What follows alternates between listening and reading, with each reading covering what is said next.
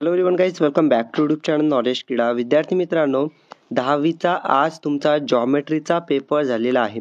तर मी या जॉमेट्रीच्या पेपरचं जे सोल्युशन आहे ते आपण या व्हिडिओमध्ये पाहणार आहोत. विद्यार्थी मित्रांनो, तुमचा जॉमेट्रीचा पेपर कसा गेलेला आहे मला कॉमेंट्समध्ये सर्वांनी नक्की सांगा. आता तुमचे जे बाकी राहिलेले पेपर आहे सायन्स 1, सायन्स 2, त्यानंतर भूगोल, इतिहास, तर त्यासाठी खूप इम्पॉर्टंट व्हिडिओज येणार आहेत. त्यासाठी सर्वांनी चॅनल सबस्क्राईब करून ठेवा, ओके, जेणेकरून तुम्हाला पुढचे व्हिडिओज मिळतील. ओके, तर आपण या व्हिडिओमध्ये कोणताही टाइम वेस्ट न करता डायरेक्टली आपण इथं सोल्युशन तर पाहूया. ठीक आहे, तर आज तुमचा पाहू शकता इथं 2024 म्हणजे आज 15 तारखेला 15 मार्चला तुमचा जॉमेट्रीचा पेपर होता. ठीक आहे, तर त्यामध्ये पाहू शकता पहिले तुम्हाला MCQ होतं.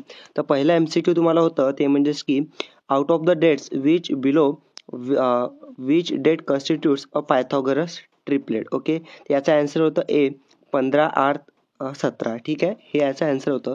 त्यानंतर सेकंडवाला क्वेश्चन होता okay, sine theta into cosec theta is equal to question mark. याचा आन्सर होतं ए वालं ओके 1. आता तुम्ही आन्सर कसं लिहायचं होतं, तर आन्सरमध्ये असं लिहायचं होतं 1 आणि ए आणि 1 म्हणजे असे दोन्ही त्यामध्ये लिहायचे होते. ओके, फक्त ए लिहून चालणार नाही किंवा फक्त 1 लिहून इथं चालणार नाही आहे. ठीक आहे, तुम्हाला पूर्ण मार्क्स पाहिजे असतील तर. ठीक आहे, त्यानंतर थर्डवाला क्वेश्चन MCQ होता slope of X axis is C नंबरचं 0, कारण की स्लोप ऑफ एक्स एक्सिस हा 0 असते. ओके, त्यानंतर तुमचा पुढचा MCQ होता ओके, यामध्ये a circle having radius 3 centimetre then the length of its largest chord is. Okay, यामध्ये काय होतं 6 सेंटीमीटर. म्हणजे रेडियस किती आहे, समजा सर्कल आहे हा, त्याची रेडियस किती आहे, रेडियस समजा 3 आहे.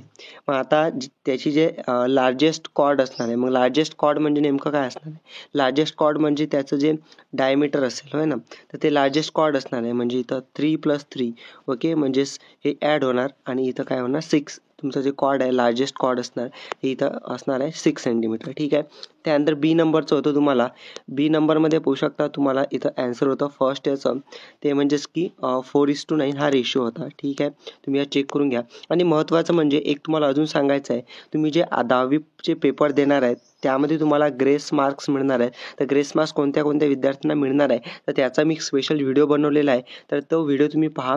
ओके, आपल्या चॅनलवरती लिंक तुम्हाला डिस्क्रिप्शनमध्ये मिळणार आहे व्हिडिओच्या किंवा कॉमेंट्स बॉक्समध्ये मिळणार, किंवा तुम्ही चॅनलवरती जा. ओके, चॅनलवरती क्लिक केलं, नॉलेज क्रीडा याच्यावरती क्लिक केलं की तुम्हाला व्हिडिओमध्ये तुम्हाला ते दिसणार आहे. ठीक आहे, ग्रेस मार्क्स तुम्हाला जे मिळणार आहेत ना ते कोणाकोणाला मिळणार त्यामध्ये सांगितलं आहे. व्हिडिओ तुम्ही तो पाहून घ्यायचा. ठीक आहे, होऊ शकता फर्स्ट याचा आन्सर होतं 4:9 हा रेशो होता. ओके, त्यानंतर सेकंडवालं होतं तुम्हाला काढायचं होतं ते म्हणजेच की find the distance between their centres. Okay, 8 centimetre होतं. ओके, सेंटर्सचं डिस्टन्स. त्यानंतर find the side of square whose diagonal is 10√2 centimetre. ठीक आहे, याचं आन्सर काय होतं 10 होतं, कारण की याचं फॉर्म्युला असा होता 1/√2 इंटू 10√2. मग हे √2 कॅन्सल होतात आणि 1 × 10 म्हणजेच की 10 होते. ओके, याचा आन्सर काय होतं find the side of square whose diagonal is, म्हणजे साईडचा जो स्क्वेअर असते त्यामध्ये आन्सर होतं. ओके, स्क्वेअरचा जो साईड होती त्याचा आन्सर होतं. ठीक आहे, त्यानंतर 4 नंबरचं होतं तुम्हाला.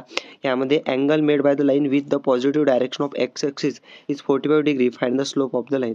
Okay, slope of the line काय m = 1. ओके, कारण की यामध्ये पाहू शकता तुम्हाला एक होता टॅन थिटा किती आहे इथं 45 डिग्री, मग टॅन 45 किती आहे 1. आता 1 आहे म्हणजे m = 1 म्हणजे slope of the line is 1. Okay, m = 1 हे याचा आन्सर होतं. बाकी तुम्ही सर्व पेपर कसा सोडवलेला आहे मला कॉमेंट्समध्ये नक्की सांगा. हा इथं पेपर तुमचा आजचा होता. ओके, आणि पुढचा पेपरची व्हिडिओ इम्पॉर्टंट येणार आहे.